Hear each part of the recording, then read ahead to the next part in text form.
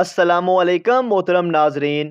بابا جی آج بہت غصے میں تھے اور تمام مریدوں کو دھوپ میں کھڑا کر رکھا تھا اور ہاتھ میں جنات نکالنے والا ڈنڈا پکڑے بے چینی سے پھر رہے تھے اور باری باری سب سے پوچھ رہے تھے کہ بھنگ والے ڈرم کے نیچے آگ کس نے جلائی، لیکن کوئی بھی مرید ماننے کو تیار ہی نہیں تھا اور نہ کوئی کچھ بتا رہا تھا۔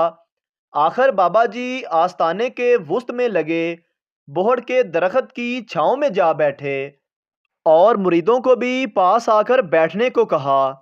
تمام مرید جو کافی دیر سے دھوپ میں کھڑے کھڑے تنگ آ گئے تھے، جلدی سے آ کر بابا جی کے ارد گرد بیٹھ گئے۔ بابا جی نے پاس رکھے مٹکے سے پانی نکال کر پیا اور کچھ دیر سوچنے کے بعد تمام مریدوں سے بولے کہ تمہیں میں ایک واقعہ سناتا ہوں۔ ایک بہت بڑے بزرگ تھے، انہوں نے اپنے حجرے کے سامنے ایک بیری کا درخت لگا رکھا تھا۔ گرمیوں میں لوگ اس کی چھاؤں میں آ کر بیٹھتے اور اس کے بیر چن چن کر کھاتے۔ بابا جی یہ سب دیکھ کر بہت خوش ہوتے اور انہیں اس درخت سے بے پناہ انس ہو گیا تھا۔ وہ بالکل اپنے بچوں کی طرح اس درخت کو پیار کرتے، اس پہ پانی چھڑکاتے، اس کی تراش خراش کرتے اور اس کی کیڑوں مکوڑوں سے حفاظت کرتے۔ ایک دن وہ بزرگ صبح اٹھے تو دیکھا کہ کسی نے اس درخت کو کاٹ دیا ہے۔ وہ بہت برہم ہوئے اور اپنے تمام مریدوں کو اکٹھا کر کے پوچھنے لگے کہ یہ کس کی حرکت ہے۔ مریدوں نے بزرگ کو کبھی اتنے غصے میں نہیں دیکھا تھا، لہٰذا وہ تھر تھر کانپنے لگے۔ مگر ایک مرید جو کہ نیا نیا بزرگ کا مرید بنا تھا، وہ آگے بڑھا اور اپنی غلطی قبول کی کہ آستانے کی چھت کی مرمت کے لیے لکڑی کی ضرورت تھی، اس لیے اس نے وہ درخت کاٹ دیا۔ وہ نہیں جانتا تھا کہ وہ درخت ان کے بزرگ کو اتنا عزیز تھا۔ وہ بزرگ آگے بڑھے اور اس نوجوان کو گلے لگا لیا اور بولے کہ تم نے سچ بولا ہے، لہٰذا میں تمہیں معاف کرتا ہوں۔ درخت تو پھر اگائے گا، لیکن اگر آج میں نے تمہیں کچھ کہا تو تم دوبارہ سچ بولنے سے ڈرو گے۔ بابا جی اتنا بول کر چپ ہو گئے اور مریدوں کی طرف دیکھنے لگے۔ ایک مرید اپنی جگہ سے اٹھا اور بابا جی کے قدموں میں آ بیٹھا اور بولا، سرکار، ڈرم کے نیچے آگ میں نے لگائی تھی۔ اتنا سننا تھا کہ بابا جی نے اس کا سر پکڑ کر ٹانگوں میں جکڑ لیا اور جنات نکالنے والے ڈنڈے سے اس کی پھینٹی لگانی شروع کر دی اور خوب جم کر دھلائی کر دی۔ وہ مرید روتے ہوئے بابا جی کی شان میں گندی گندی گالیوں کا نذرانہ پیش کرنے لگا اور پوچھنے لگا کہ میں سچ بولا تو مجھے کیوں مارا، جبکہ ان بزرگ کو وہ درخت اتنا عزیز تھا، پھر بھی انہوں نے اپنے مرید کو سچ بولنے پہ معاف کر دیا تھا۔ اتنا سننا تھا کہ بابا جی دھوتی اٹھا کر اپنا جلا ہوا پچھواڑا دکھاتے ہوئے بولے، جب درخت کٹا تب وہ بزرگ درخت کے اوپر نہیں تھے، مگر جب تم نے آگ جلائی تھی میں ڈرم کے اندر تھا۔ تین دوست سینما میں فلم دیکھنے گئے۔ وہاں کچھ کرسیاں چھوڑ کر ان کے آگے ایک گنجا شخص آ کر بیٹھ گیا۔ فلم کے دوران ہی ان تینوں کو شرارت سوجی اور انہوں نے ایک دوسرے سے شرط لگائی کہ ہم میں سے جو بھی دوست اس گنجے کے سر پر زور سے ہاتھ مارے گا اسے 500 روپے ملیں گے۔ آخر کار ایک دوست تیار ہو گیا۔ وہ اس گنجے شخص کے پاس گیا اور زور سے اس کے سر پر ہاتھ مارتے ہوئے بولا، اوے شیدے، کیا حال ہے تیرا؟ گنجے شخص نے گھوم کر اس کی طرف دیکھا اور غصے میں بولا، ہیلو، تمہیں غلط فہمی ہوئی ہے، میں شیدہ نہیں ہوں۔ اوہو اوہو، سوری۔ اتنا کہہ کر وہ واپس آ گیا اور 500 روپے لے لیے۔ کچھ دیر بعد دوسرے دونوں دوستوں نے اپنے اس دوست کو پھر اکسایا کہ اگر اب کی بار تم نے اس کے سر پہ ہاتھ مارو گے تو تمہیں 1000 روپے ملیں گے۔ پہلے تو وہ تھوڑا سا ہچکچایا لیکن پھر راضی ہو گیا۔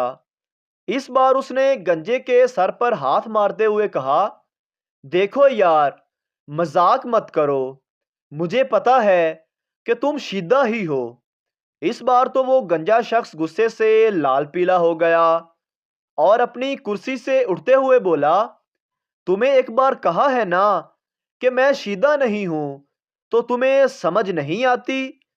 وہ دوست سوری کہہ کے پھر واپس اپنی سیٹ پر آ گیا اور اسے 1000 روپے مل گئے۔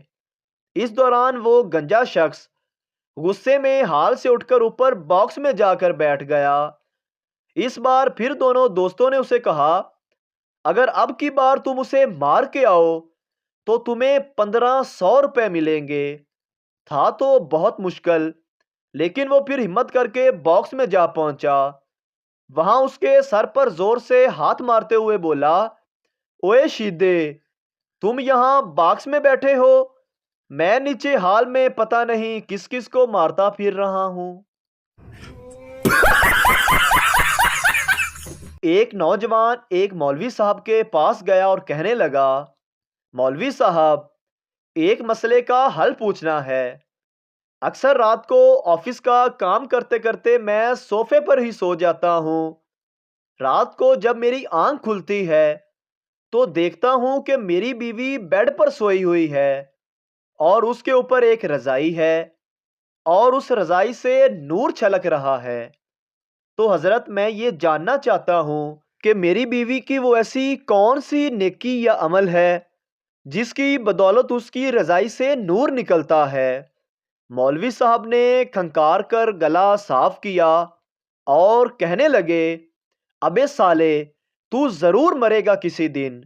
یہ نور نہیں چھلکتا، بلکہ تیری بیوی رات میں تیرا موبائل فون چیک کرتی ہے۔ پاس ورڈ ڈال کر رکھا کر پاس ورڈ۔ ایک چوہا کسی راستے سے گزر رہا تھا۔